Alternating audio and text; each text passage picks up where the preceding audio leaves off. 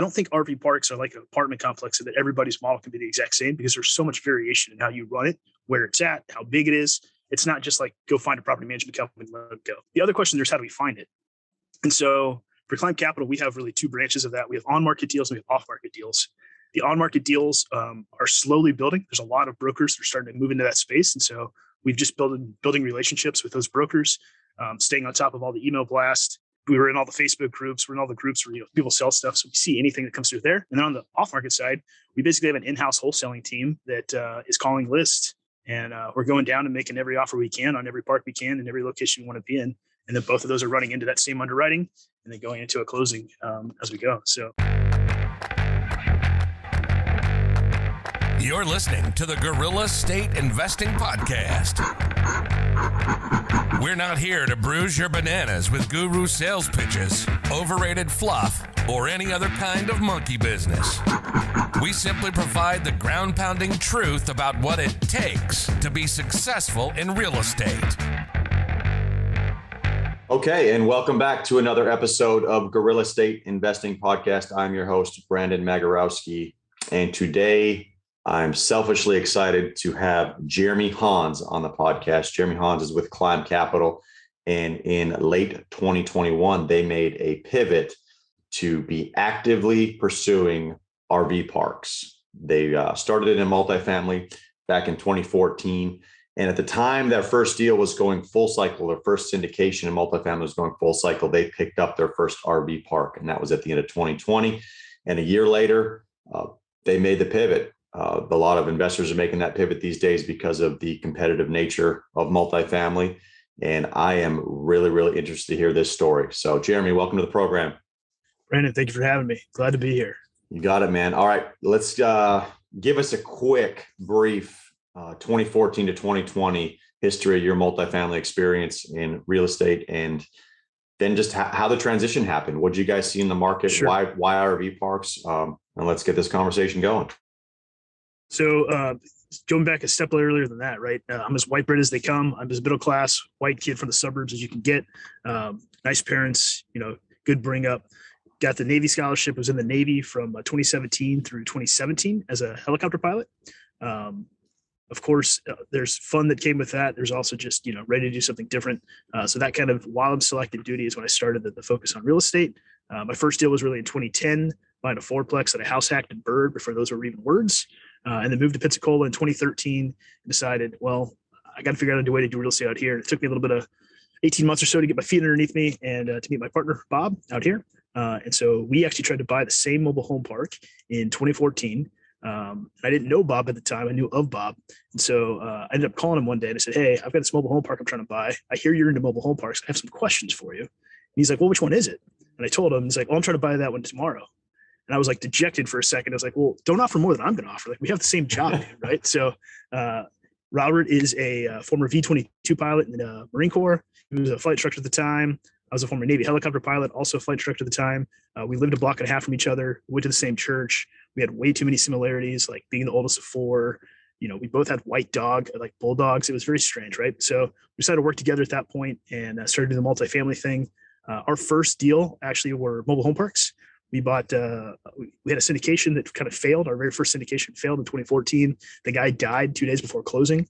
So we learned all about the probate process. We learned all about how much attorneys cost. But we also learned we could raise some money. And so while that was going through the probate issue, our first syndication was actually that was successful, was a small office building. And then our first multifamily syndication was in 2016 for a 60-unit apartment complex. And then from there, we were doing basically one or two deals a year, sometimes together, sometimes separate. And then in 2019, we decided, hey, let's make this official. We launched Climb Capital. And then since launching Climb Capital, we've bought, 600-700 units of deals. And then last year, of course, decided, hey, let's focus on something we like RV parks, instead of keep chasing down these same Class C apartments we've been dealing with for the last 5 or 6 years. Now that is a quick 6-year rundown of your multifamily investing experience. All right, with Bob, so you guys go to the same church, you have simulators. Did you know him kind of through church? Were you guys friends, or was it just not at the time? You saw his face and be like, oh, I think that's Bob. Right. So he had gone to the same real estate club I'd been to, and I'd seen him at church. But it's a mega church we go to. And so we were in the same Sunday school class, but it's 80 people at the time. So he'd just moved to town. I hadn't been there that long ourselves. So I knew of him. got his phone number from somebody else, third party. But very quickly, we're literally doing all the same things. So yeah. Why are we competing on some of this So stuff? you guys bought the mobile home park together. You ended up buying it together? The first deal that we bought together was a 16-unit mobile home park that we actually still own today. So great deal. Bought it for like just under $200,000. I mean, it appraised recently for 700 plus. And that was when we were like, oh, this is pretty good. We should do this again. And so that's kind of been our slow kind of trot. If we'd known what we know today, what we do back then, we'd have triple the asset size, but we were still active duty at the time. Yeah. All right. So I really want to dive into the RV parks because our team, you guys are a few years ahead of our team, but just to give an example, we've been trying to do multifamily for the past few years. We've got a few deals done, but it's becoming uber competitive. And we talked about last January, but making a pivot. We wanted to make a pivot. We wanted to go into different asset classes that not everybody was in. And RV parks, campgrounds, self-storage was something that we really were interested in. So give me the rundown. Why RV parks? For all the multifamily people out there, the single family, the flippers, the burrs, they look at RV parks and maybe just go, man, that looks really complicated. The short answer is I hope people don't buy RV parks, right? It seems to be a niche that we found that's kind of really exciting for us. A couple things we like about it. One is just kind of time and space from an asset play. Cap rates still have not compressed like they have in other places. Two would be destinations that we want to be in. I've done a lot of Class C apartments. I don't want to go hang out at Class C apartments. I don't hang out with Class C people, but I really do like RV parks. I do like the kind of people in the community you find there. For us, it's the ancillary revenue. So many ways to make money, so many ways to improve. The reason we got into commercial real estate in the first place was, hey, if we use our brains, we can make things better and we can get paid for that. And RV parks have like tons of reasons and tons of ways to do that. Talk about that too as a team. When it's like, I want to buy stuff that I want to go stay at. So in RV parks, I mean, we have a young family. I love camping. I'll go to RV parks and there's value add opportunity in RV parks because they are mom and pop owned and they're ran on a paper scheduler. There's no advertising, no marketing, and they're in great locations in the Southeast. So how do you find these deals? I know you don't want to dig into the bag and give away all your secrets, but are you knocking on doors, you're banging on doors, you're picking up lists and calling people? How are you finding the RV parks? And the second part of that is how are you valuing them? Because all the underwriting, all the gurus out there's multifamily spreadsheets galore. Everyone's got their different spreadsheet to underwrite an apartment or a small multifamily or single family. But how are you valuing them? How are you underwriting the RV parks?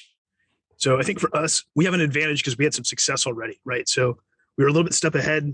We already had a full-time underwriter inside of Climb Capital. And so she comes back from a commercial brokerage background working at JLL in Denver. She had taken over underwriting for a multifamily last year. And she had kind of been with us as we kind of made this pivot.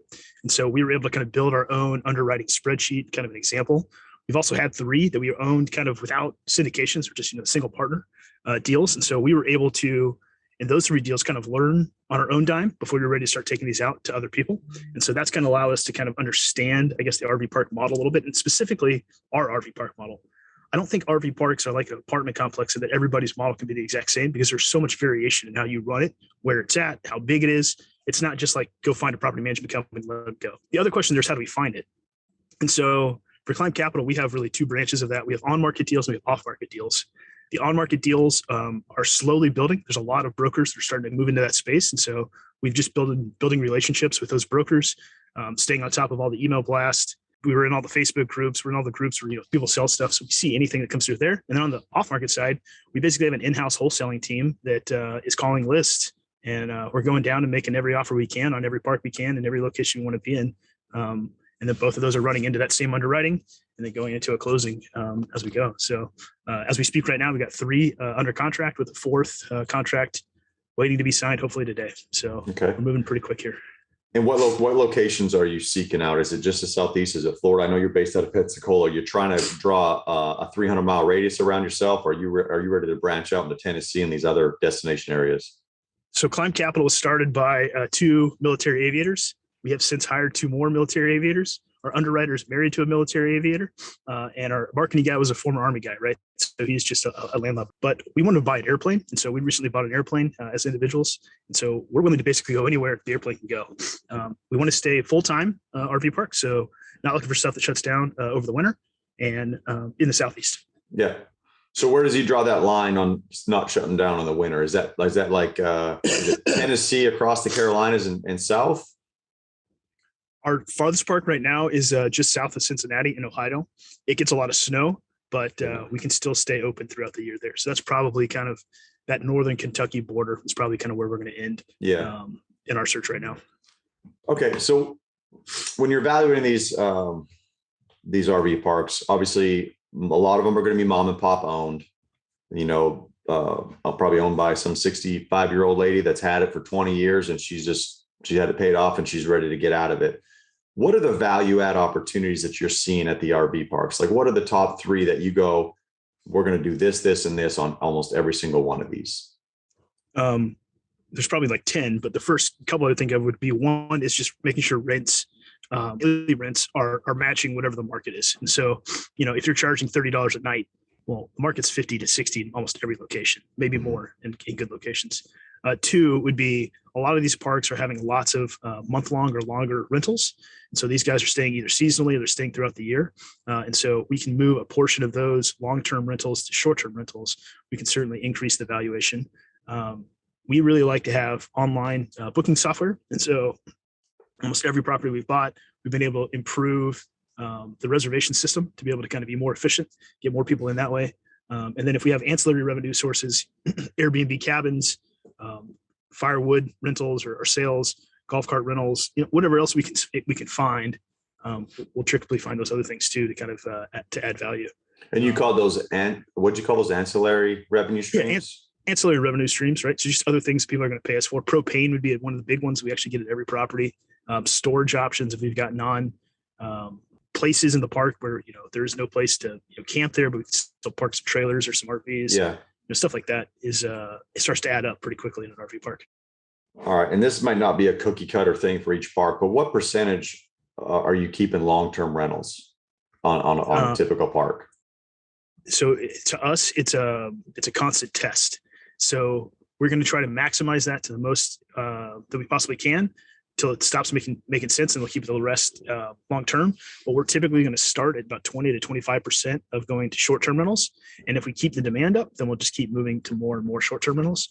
And then if the short-term rentals start falling off, we'll just start allowing some people that have, better track records or have nicer rigs to be able to stay there a little bit longer and go back to being monthly rentals. So it's pretty fluid. It's not like a fixed number. And we'll probably talk a little bit about our management plan, but our management plan allows our on-scene property managers to make that decision themselves independently. So they're constantly managing their own P&L. And so they make that decision on, hey, I think this is going to be a better, based on what I'm seeing traffic wise, I need to take some monthlies right now to keep it full. Versus, hey, we've got overwhelming demand. Let's just make them all short terms right now. Let that go.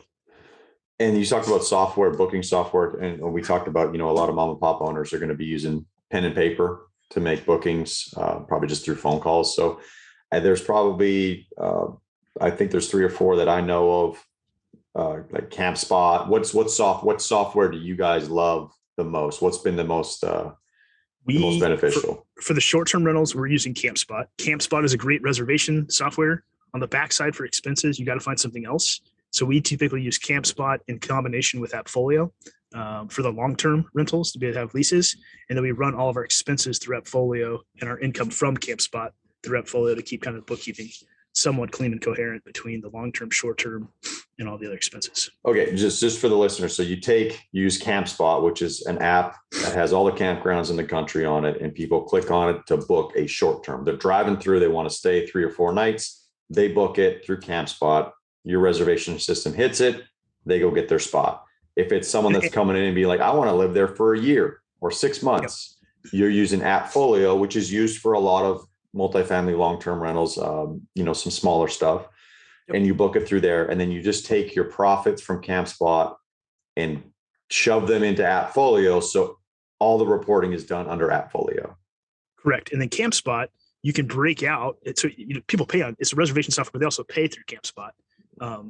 CampSpot, you can then break out reports on where that money's coming from. So if I want to know how much is that propane from the point of sale, or how much is the short-term rentals in this one spot, CampSpot allows you to break all that information out. But at some point, we want to keep our long terms and our short terms all kind of on a single P&L, and that's the easiest way we can do it. Just having a. And so inside CampSpot, you can have those ancillary revenue streams inside of there. So if you're selling firewood, propane, they just click a button and they pay. Everything's inside of CampSpot. Correct. Okay. And they have a point of sale system. So if we have a store or we're selling something, our property manager will actually put that in through CampSpot, run all those expenses, credit cards. So that was my next question, was the point of sale software, because, not everyone's going to pull up the app and click a button. They're going to walk up to you and hand you their credit card and be like, hey, I want that propane. So CampSpot comes with, do you know what system they use? What merchant system they use? I should, because I've talked to them a handful of times. Right. Off the top of my head. Okay. I know. Stripe. And they are captive to it. So whoever they use, you have to use that for basically everything as part of your agreement. Okay. Gotcha. Yeah. That's very similar to like Guesty with short-term rental platform. They combine, VRBO, Airbnb all into the one system, but you have to use their merchant, which is Stripe, and Stripe's fees can get a little bit high. But it's kind of, if it's such a good system and it saves time on the back end, maybe those fees are worth it.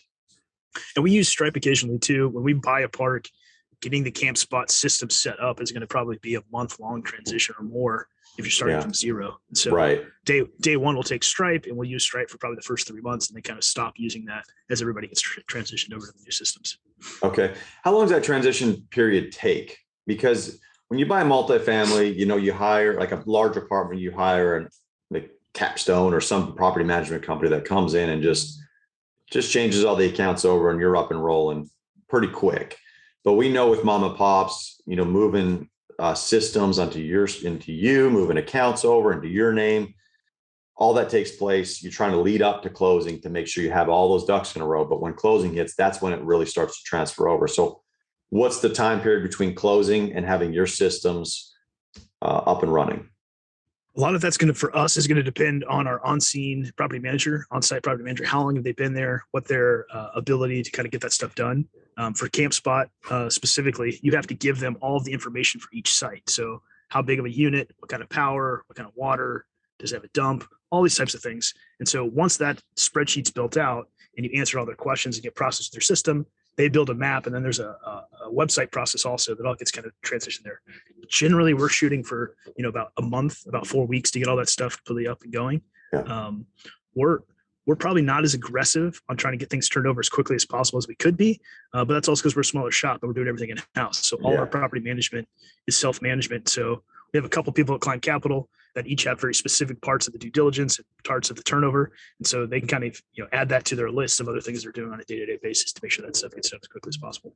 Great. And that's a great transition into actually managing the property, because just like any asset you buy, buying it is one thing, but actually the ability to execute your business plan comes down to two positions: your asset manager and your on-site property manager.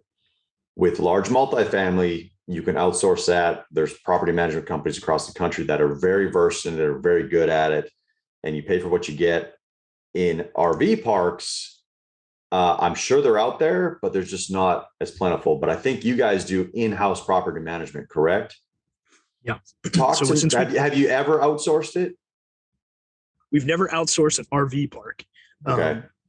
That was the question. Yeah, RV park. I meant that. Yeah. Have you ever outsourced it? No. Okay. No. Our very first RV park we bought in 2020 was the first time that we took on self-management. So that was our very first self-management play. Since then, we've taken all mobile home parks and all of our apartments to self-management also. And did you just move a property manager to the property? You hired in-house and said, hey, you're going to go live there and manage this thing? No, actually for the first one, it was only 36 units. It was about an hour away. She was managing a mobile home park for us that she lived at. And so she took on that as an additional responsibility when we bought it. So she wasn't even on site for the 36 unit. For the first one, no, she wasn't on site. It also wasn't what we'd buy today. It was a 36 unit straight line, no real amenities to speak of, not a destination. And so that's one reason we sold it, at the beginning of this year, was just to kind of fit our model anymore. But it taught us, right, kind of about the people who RV and the people that are looking for a place, and was enough to kind of launch us off. Yeah.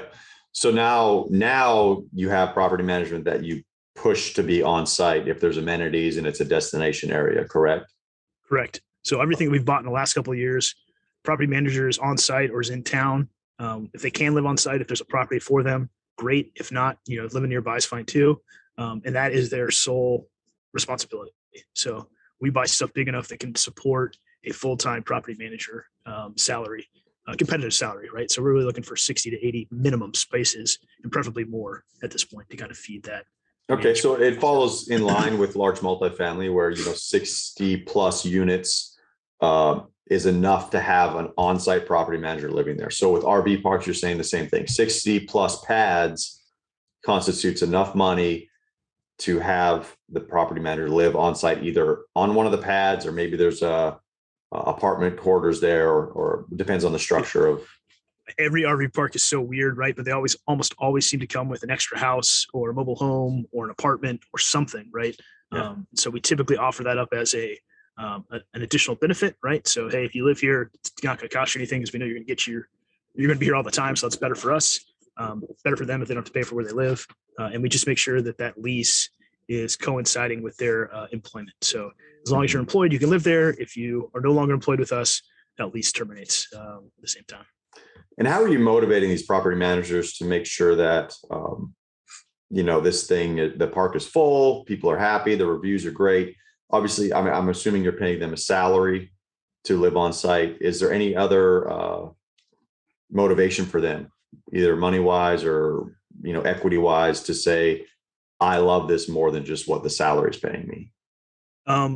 So yes, we start with a NOI goal every year. And that's kind of the basis of what we're expecting them to be able to hit. If they're going to be able to move over that, there's going to be a profit incentive that which will pay you extra for producing greater than the expectation of the business plan. More importantly, though, we pay a fair salary, and then two, greater than most property managers would make at an apartment, honestly. And then two, we give them lots of autonomy. And so we're advertising for and hiring people who want to run their own business. And so our ad says, hey, if you want to run on your business on somebody else's dollars, come work for us. We'll teach you about commercial real estate. And so it's really the ability for somebody who has probably worked in corporate America or has ran something in the past, but felt like there was somebody who's always on top of them. We give them the park. We give them, the keys to the kingdom. We give them the credit card and the debit card and the bank accounts. And we say, hey, we'll see you in a couple of weeks. We're not on them every single day about how things are going, what they're doing. So we really do have them managed to the P&L, and then monthly we're going over that P&L to see, hey, how'd you do? Are you making the right choices? You're not making the right choices. And that autonomy is really something I think a lot of people seek, and the ability to kind of be kings of their own castle has really been interesting for a lot of people that weren't sure they could do it, and then have really just stepped up and kind of crushed it when they've had the opportunity to kind of run something themselves. So I think those two things combined.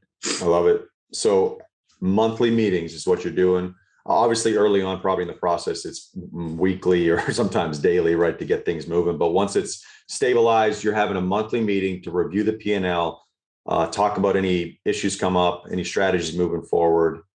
And that's the role of Climb Capital as the asset managers on these RV parks, correct? So we are actually using an EOS model, hybrid EOS model, and we're doing weekly meetings with every property manager.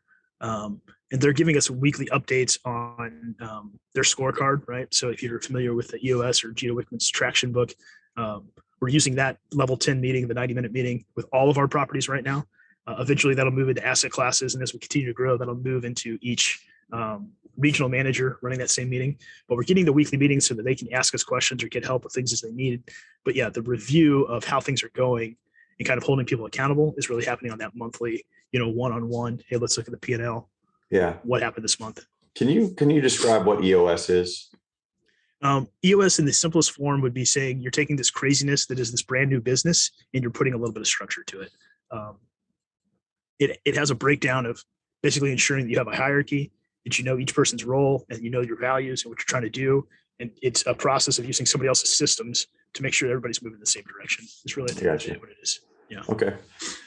All right. So RV parks, you buy them, you stabilize them, you get property managers on site. You're using CamSpot as the software. You got AppFolio to run the long-term and your expenses. It sounds like you got the great structure set up, but we all know what's really important is to drive people to the park, to fill it, right? You need tenants in there, long-term, short-term. So why don't you give me a breakdown, and by me, I mean us, again, I'm being selfish here, but of the marketing, how do you attract people to your RV park? We're a little bit of a weird kind of macro time in the country where there is not enough RV parks. So there's something to be said. If you build it, they will come. And we've definitely seen that in a lot of respects. We're not spending lots of money on marketing. We've stayed away from the Passport America, from the Good Sam. They're taking a pretty big bite out of the apple for every reservation, and we don't need it. We're still Who's full. that? Who'd you say that was? Good Sam, and Passport America, some of the other RV specific travel sites. Oh, I got you. Okay. They're travel sites for RVers. Right. They'll add, you can join their club and they'll get you a better deal. We're not opposed to that per se, but when they're taking 50% or so of some of your reservations each night, well, that kind of hurts, right? So right. We'll use that when we need to, but right now it's really primarily just doing Google Maps, making sure that your Google business page is up and running correctly. We're doing the camp spot, which we can also syndicate out to some of the other travel sites, and then having a really good website that can be SEO friendly so people can find for the area that you're in. So CampSpot, does it come with a website, the CampSpot, or did you create the website on your own? CampSpot, to be able to be operated, has to have at least a web landing page to operate. So we have to create the website. Okay, so you need a shell of a website. At least have a URL. Yeah. Gotcha. Jeremy's RV Park, and when they click book now, it routes them to CampSpot to actually make the booking. I got you. Okay, that's so no Facebook advertising, no Facebook pages, nothing crazy. Just again, so we asked the property managers to do things that they think is going to work for them. So a lot of them will run property specific Facebook pages. Hit or miss if those are useful, right? A lot of it just depends on where you're at, kind of what you're looking for. One of our parks is right next to the Ark experience, the big Noah's Ark up in northern Kentucky, just south of Cincinnati. And so, we're able to attract a lot of traffic that's going to the Ark. And, we've done some stuff with the Ark to make sure that, we're noted as a place to stop if you're going to that area. Yeah. That's awesome. So what's the goals for this year? How many RV parks are you going to take down? It's a constantly moving question. Our goal this year is $65 million of new RV parks assets under management. We're looking to buy about 50 RV parks over the next 2 years, and we're launching a RV park fund here in a couple of months. So we'll have a much bigger cash flow to go kind of make some decisions quickly. So we're in March right now of 2022. We have more or less 4 under contract. We'd like to see more or less 2 under contract per month kind of as we move forward, especially as our kind of off-market cycle and team kind of gets their feet underneath them over the next couple of months. Yeah. Really kind of see that stuff working out for us. I want to talk about that fund real quick, but first, valuing RV parks. I know in multifamily world, you kind of do a per door price. That's that thing. They're selling that $50,000 a door, $100,000 a door. Is there a formula of a per pad price for RV parks based off the market? Highly localized, highly dependent on kind of the amenities of the park, the size of the park. So not really. We'll talk about price per pad as an indicator. To build a pad, base building of a pad from nothing, you can expect $15,000 to $20,000. So that kind of gives us our base of kind of, hey, here's what it would cost. So if we can buy it at or near that number, it's kind of a home run. So you said if you're going to build a pad from scratch, you walk into a piece of land, you're going to build that pad. It's 15 to 20K. What is that pad including for 15 to 20K? Underground utilities, plumbing, electric, water, road, the actual pad itself, the power pole, and probably some kind of, landscaping or otherwise stuff around the actual spot. And all your pads are concrete pads, or do you do gravel pads? We do gravel, we do millings, we do concrete, we do asphalt. Just depends where it's at. Just depends where it's at and okay. I got you. All right, let's talk about the fund real quick. I know you, that's something you guys are doing. That's going to be really important for you guys to fund your deals in the future. Hence the name, calling it a fund. What's the idea behind it? What's the criteria to get in the fund? What's the minimum investment amount?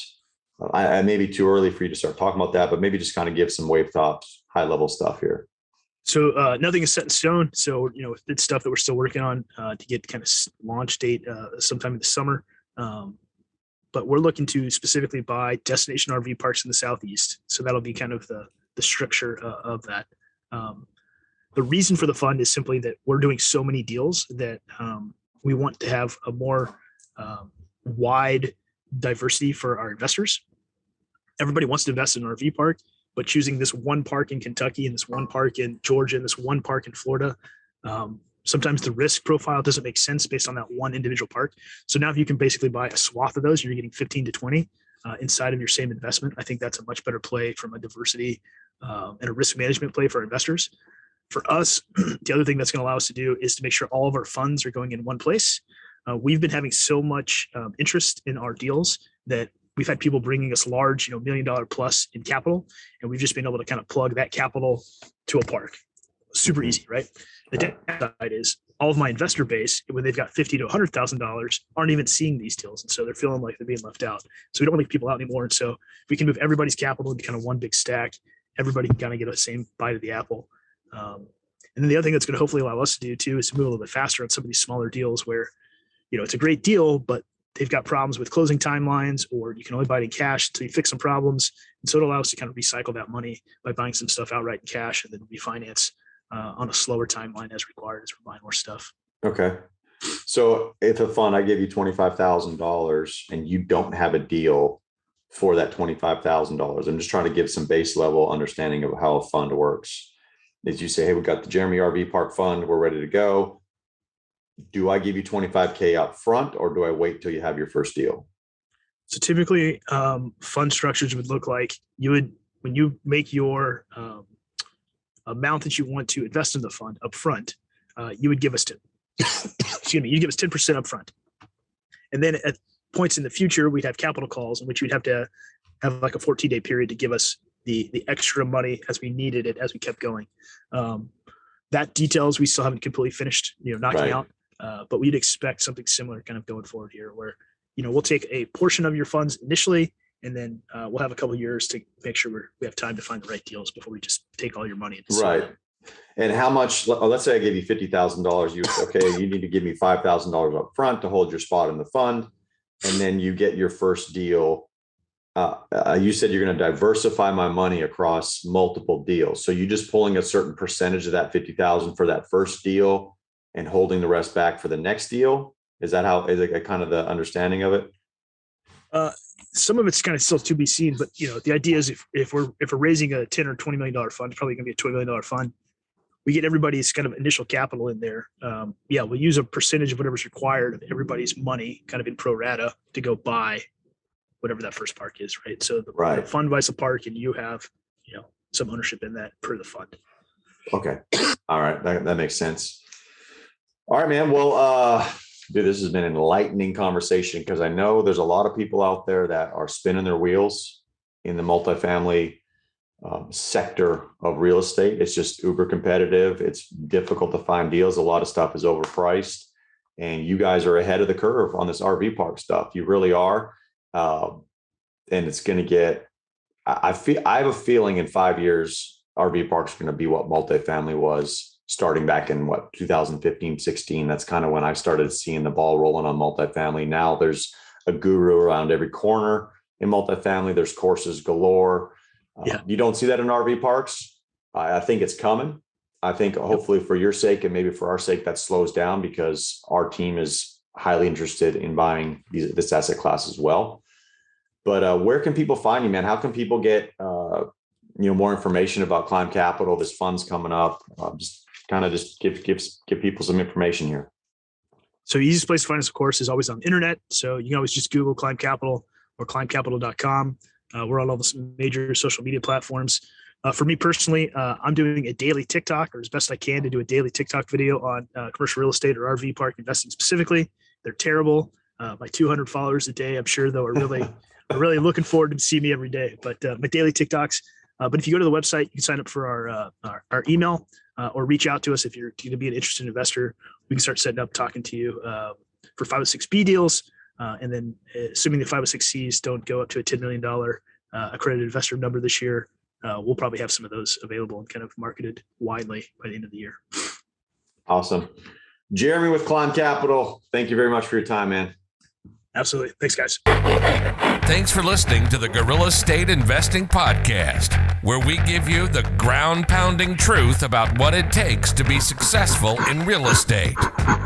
Learn more at realfocus.org/Gorilla State Pod.